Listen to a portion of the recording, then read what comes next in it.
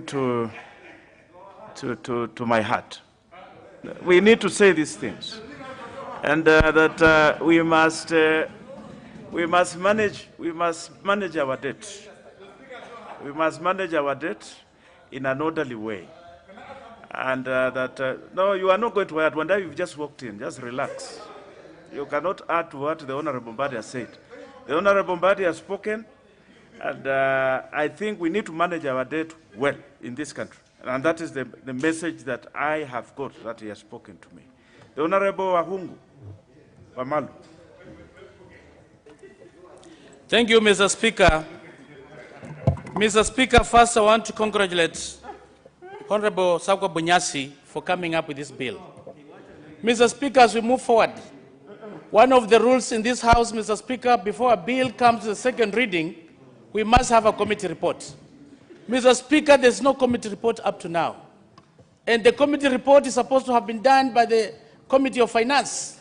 So the question you're asking, Mr. Speaker, we cannot put rules in place and we break our rules. Secondly, Mr. Speaker, as we move forward, this bill, Mr. Speaker, has overstayed on the shelves. And Mr. Speaker, why this bill is coming in place is we did not have full disclosure, Mr. Speaker, as far as the loans are concerned. And that's why, Mr. Speaker, we are supporting this bill, that there must be an establishment. The Honorable Chris Wamalwa, I think you need to correct the record. The report was shared. There's a report on this.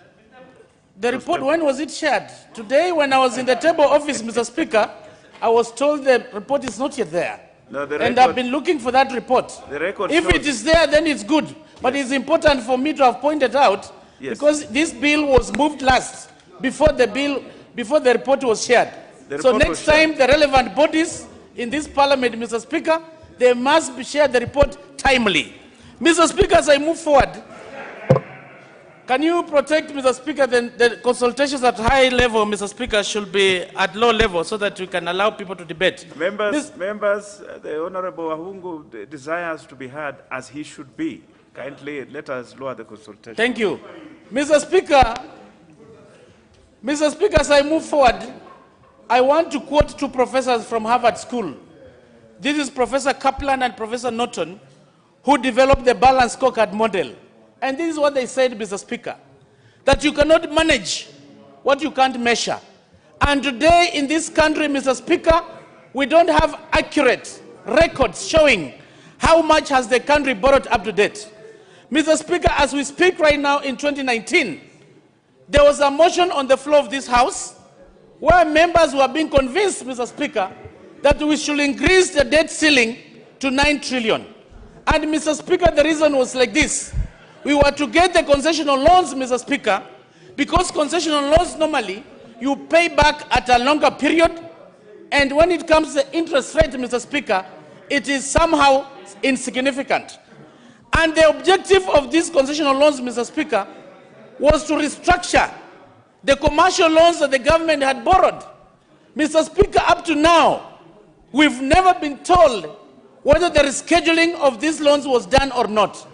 But from the performance, Mr. Speaker, it shows clearly, Mr. Speaker, there's loud consultation, Mr. Speaker. I can hardly speak.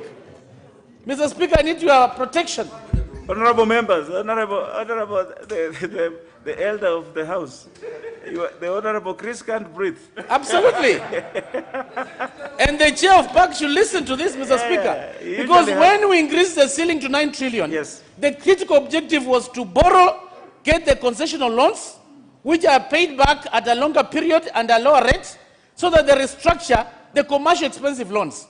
The question you're asking, and the body should be answering this because it's part of the budget committee, whether the restructuring of these commercial loans was done or not. Because we've never gotten any report. At that time, Mr. Speaker, we need a thorough follow-up, because that was the critical objective why we increased the ceiling to 9 trillion. Secondly, Mr. Speaker, on the issue of this body that Honorable Sakwa Bunyasi is trying to put across, one of the critical functions we've read, Mr. Speaker, it is supposed to maintain a register of all loans that are advanced to the national government, the county government, and their entities, including the guaranteed by the national government. It is important.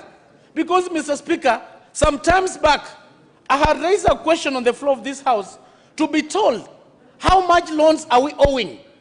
We've not had the correct figures. And that's why, Mr. Speaker, we've had people talking of 8.2 trillion, others talking of 9 trillion, others talking of 11 trillion. And it will add value, Mr. Speaker, if this bill passes, because it will be a one-stop shop, Mr. Speaker, whereby anybody will be able to know. When you read Article 35 of the Constitution, Mr. Speaker, it's clear. It says Kenyans have a right to information. If members of Parliament, even those on the Budget Committee, up to now, we don't even know which one is the correct figure, Mr. Speaker. But if anything to go by, if we go by 8.2 trillion of what the Budget Committee has put in place, is it good enough, Mr. Speaker? When we increased the ceiling in 2019 to 9 trillion, it is supposed to have gone up to 2024 in June. But if by now in 2021 we've already gone 95%, Mr. Speaker, on a pro rata basis, it shows we're not doing pretty well. It is true, Mr. Speaker, governments must be borrow, but they must borrow wisely. And as you borrow wisely, Mr. Speaker, you must bring programs that are going to add value. Programs, Mr. Speaker, that are going to be development in nature. If we are going to borrow, Mr. Speaker, and as Honorable Badi puts it, you are going to hire people of NYS to go and clean Kibera streets. That is wrong. Because the money we borrow, Mr. Speaker, it should be focused on infrastructure, things to do with the development. At the moment, Mr. Speaker, the rule of thumb internationally, when you want to look at the borrowing and the GDP, that is the ratio that is being used. When President Moi left power, Mr. Speaker, Kenya had borrowed around 650 billion or so. When Mwai Kibaki left power, he had left the debt ceiling. At that time, we had borrowed up to around 1.8 trillion. But look now the way Jubilee government has borrowed, Mr. Speaker. It has gone on a spending spree, Mr. Speaker. And the rule of thumb, as it says, the ratio of the GDP, when Mwai Kibaki left government, the percentage, the ratio of borrowing to the GDP was around 47-50%. And the international standard, Mr. Speaker, in the developing economies, the rule of thumb is it should be around 50% in the economies that are developing. We cannot compare ourselves to the United States of America, or you compare ourselves to Japan, where borrowing is in excess of 100%. We are a developing economy, Mr. Speaker. We are not a developed economy. As we speak right now, the Jubilee government, when you look at the ratio of public debt and the GDP, it's already 100%, Mr. Speaker. This is something that you must be examined, so that when we borrow, the borrowing must be focused towards programs of development in nature. And Honorable Makali mentioned it. How has the distribution been done in terms of these programs? They are skewed. And when we borrow, Mr. Speaker, the burden goes to the common mwananchi. I remember the slogan at that time, during Mwai Kibaki's time, that kulipa ushuru ni kujitegemea. As we borrow, it is the common mwananchi who is going to pay in terms of taxes and levies. When you look at the cost of fuel right now, Mr. Speaker, as we speak, right now, 60% of the cost of fuel is attributed to the tax and levies. Why has this been increased? Because of the obligation, Mr. Speaker, the country has to meet when it comes to the issues of paying the debt. So as we move forward, Mr. Speaker, we are not saying borrowing should not be done, but let's borrow based on our capacity. Let's not borrow as if we are in the United States, Mr. Speaker, or as if it's in Japan. This is why it is wrong, Mr. Speaker. And as we move forward, Mr. Speaker, reports have been tabled in this parliament, Mr. Speaker, showing 30% of the GDP goes into wastage through corruption, Mr. Speaker. We have agencies that fight corruption. And when you look at the level of wastages, Mr. Speaker, particularly post-handshake, when Honorable Badi talks about the issue of KEMSA billionaires, the KEMSA billionaires, Mr. Speaker, it is coming as a result of the post-handshake. And the people who have been mentioned, Mr. Speaker, widely on these KEMSA billionaires, they are affiliated on the handshake, Mr. Speaker. So the truth of the matter is this. Let's look at this matter and handle it objectively, Mr. Speaker. This is a matter that must be looked effectively. My friend here was talking Luoland, the other side. Now he's just jumped here. He doesn't even know what I said, Mr. Speaker. Maybe he's one of the beneficiaries of KEMSA billionaires. Somebody who is corrupt is corrupt. And Mr. Speaker, the Honorable Chris Wamalwa, now you have attracted the point of order that Wandai wishes. It is now a proper point of order. The Honorable Wandai, you. Mr. Speaker, is it in order for the Honorable Chris Wamalwa to refer derogatively to the Luo nation in the manner he has done? The Honorable on Chris the floor of the Wamalwa, National just Assembly? withdraw that, please. Can he withdraw and apologize to the great people of the Luo community? Just withdraw that. Mr. Speaker, I apologize, but I never say that. He was speaking to my friend, Honorable the MP for Bondo. He was speaking Luo. That's what I said. He was speaking Luo. I never said the Luo nation, Mr. Speaker. And every language is allowed in this house, Mr. Speaker. You have apologized, you cannot... So I've withdrawn the statement, Mr. Speaker. Yeah. So on the way forward, Mr. Speaker, the government that comes in 2022 is only God who knows who will be forming the next government. The budget policy statement, Mr. Speaker, it is supposed to give priority areas as far as expenditure is concerned. And that's why, Mr. Speaker, for us to increase the bracket of paying taxes, Mr. Speaker, that's why we are focusing on the bottom-up economic model, Mr. Speaker. And we do support what Honorable Musalia Mudavadi mentioned, him himself as an economist, Mr. Speaker. It was important for us to put in place, because this BPS, Mr. Speaker, up to now, it was withdrawn from the order paper. Up to now, we don't understand why. The Honorable Chris, your time has run. The Honorable Ndindi Nyoro, member for Kiharu. Thank you very much, Mr. Speaker, for this opportunity. And I want to support Honorable Sakwa Bunyasi on the transparency in far as borrowing and public debt is concerned. And Mr. Speaker, my thought is that we should actually elevate the authority into a commission, because we need a standalone institution that is totally independent. And I say so because, Mr. Speaker, our country is currently indebted in a way that is unsustainable. Mr. Speaker, comparatively, our nation, our African peers, and even beyond Africa, our economy and our country is in red. We have also seen commentaries across the world in terms of the indebtedness of our nation. And therefore, this is a matter that is out there, and Mr. Speaker, it pinches more to us as Kenyans. Mr. Speaker, we have actually borrowed beyond the legal limits as a country. This House has set a limit of 9 trillion Kenya shillings insofar as the domestic and the foreign debt combined is concerned. And Mr. Speaker, it was very embarrassing sitting here and listening to pedestrian arguments from some of the people who actually hold even positions of leadership in this House, who, Mr. Speaker, clearly do not know the condition of the debt in this country, have no correct figures, and therefore they do not even understand the role on which they hold in terms of leading this House. Mr. Speaker, the current debt in this country is a whopping 11.7 trillion Kenya shillings. And Mr. Speaker, therefore, that is even beyond what we have said here in Parliament. I say so because when you see at the data and look at the data as reported by the Central Bank of Kenya, it is in excess of 8.4 trillion, Mr. Speaker.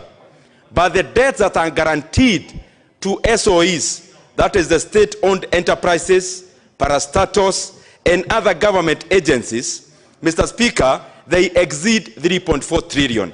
And Mr. Speaker, in the economic terms, in the economic angle, there is no other way to treat those debts other than loading them over to be part of the national public debt.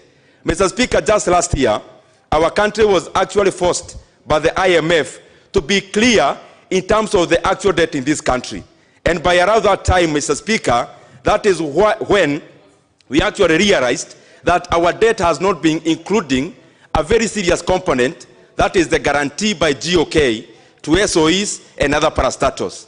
Mr. Speaker, how do you treat a debt, for example, that is owed by a water company, let's say in Rwanda, in Busia, in Muranga, in Mombasa? These water companies are government entities, and any debt they borrow, Mr. Speaker, the guarantor is the government of Kenya. In the event, and in the many events that they do not, are not able to pay, Mr. Speaker, that debt is loaded over to be part of the national debt. And therefore, Mr. Speaker, our current debt is actually over 110% debt to GDP ratio.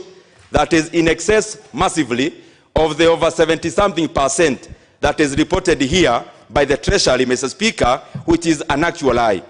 Mr. Speaker, a Kenyan citizen, even a child born today, is indebted to a tune of 255,000, what is called debt per capita. Every Kenyan, Mr. Speaker, is indebted, let me repeat, to a tune of 255,000. When President Kibaki retired, Mr. Speaker, that debt per capita was just around 48,000 per every Kenyan. And therefore, Mr. Speaker, we can see the trajectory. Let me give the actual statistics because I had some other pedestrian ones. And Mr. Speaker, anyone can go to the CBK website. You can find out that when President Kibaki retired, the debt load in this country, the debt portfolio, the combined domestic and foreign, was around 1.8 trillion. By the time we are wrapping up the 2017 calendar year, it was just around 4.5 trillion Kenya shillings. And therefore, the net borrowing in the first year of this regime was just around 2.7 trillion, Mr. Speaker. Mr. Speaker, from the handshake time, and these are the facts, from 2018 to date, that debt has accumulated to 11.7 trillion. And therefore, the net debt in the handshake era is actually 7.2 trillion Kenya shillings. Mr. Speaker, what you are asking, where is this money? We can see it, we cannot trace it. I also had some other people, Mr. Speaker, in this house, referencing other economies like Japan. And I want to respond with the real Japan. Mr. Speaker, I agree with those who are bringing or entertaining the arguments that countries borrow. And they said Japan. Actually, the actual Japan debt to GDP ratio is around 237%, which I agree is beyond the 100% of Kenya. But Mr. Speaker, that is so pedestrian because there are issues that we must look at very closely when we are talking about the issue of public debt. Number one is cost. Japan, Mr. Speaker, Japanese government is paid to borrow. What do I mean? The 10-year yield of a Japanese board, Mr. Speaker, Japanese government board, is actually negative earning, Mr. Speaker. And therefore, the government of Japan is actually paid to borrow. The same equivalent, the 10-year board of the government of Kenya, is in excess of 13%. And therefore, Mr. Speaker, there is actually nothing to compare. Number two, there is something called forex. Most of our debt that is foreign is dollar denominated. Mr. Speaker, our country has got over 5 trillion of foreign debt. Anytime there is a variation of only 1% of dollar to Kenya shilling, Mr. Speaker, our debt portfolio increases by over 50 billion. And therefore, Mr. Speaker, we cannot compare Kenya and Japan or even with the US. But more importantly, there is something called net borrowing. When we talk about national public debt, we actually take the figure of the monies that the government has borrowed. In retrospect, Mr. Speaker, our country, Kenya, lends to no one. We only borrow. And I'm actually using the same site of Japan. The Japanese government, yes, they have borrowed in excess of 237%. But, Mr. Speaker, they have lent more money outside than they have borrowed. Actually, Japan is the highest net lender to the US government. And therefore, Mr. Speaker, the Japanese government actually makes money in borrowing to lend. And therefore, there is no comparison also there. Mr. Speaker, let me give you a citation of how much our country has borrowed and how much a proportion can actually do to the livelihood of the Kenyan people. The 7.2 trillion is borrowed by this regime from the handshake era. Mr. Speaker, just half of that, just around 3.56 trillion, can do the following. And I want the Kenyan people to listen carefully. The president always talks about the 10,000 kilometers of road tarmacked by this regime. If we actually double the 10,000 kilometers to 20,000 kilometers at a rate of 60 million, when we have even put in a cut for the brokers, 60 million per kilometer. That's around 1.2 trillion, Mr. Speaker. The Kenya National Bureau of Statistics gives us the data that Kenya has got 12 million households. When President Kibaki retired, 2 million of those had connection to electricity. Mr. Speaker, connecting the 10,000 remaining to electricity without even the government subsidy, and therefore we put it at 35,000, that is 350 billion, Mr. Speaker. If you are to connect the other 10,000 households to save drinking water at 10 million households, Mr. Speaker, at 50,000 per household, that is around 500 billion, Mr. Speaker. If we are to build a level 5 hospital in every constituency in Kenya, that is 290 billion. Forget about the TVET, Mr. Speaker. If we are to build a university of 1 billion Kenya shillings, if we add on even the SGR, Mr. Speaker, of 350 billion, that comes to below 3.5 trillion, Mr. Speaker. And therefore, Mr. Speaker, what this borrowing has been perpetuating is something called development corruption. This government, led by those people in the highest offices, have captured our economy. Let me cite, for example, this expressway here. During President Kibaki's era, this expressway was to cost just around 25 billion. Currently, it's costing in excess of 80 billion, Mr. Speaker. Where is this money going? To pockets of some people. Let me also cite the SGR. We spent over 400 billion Kenyan taxpayers' money.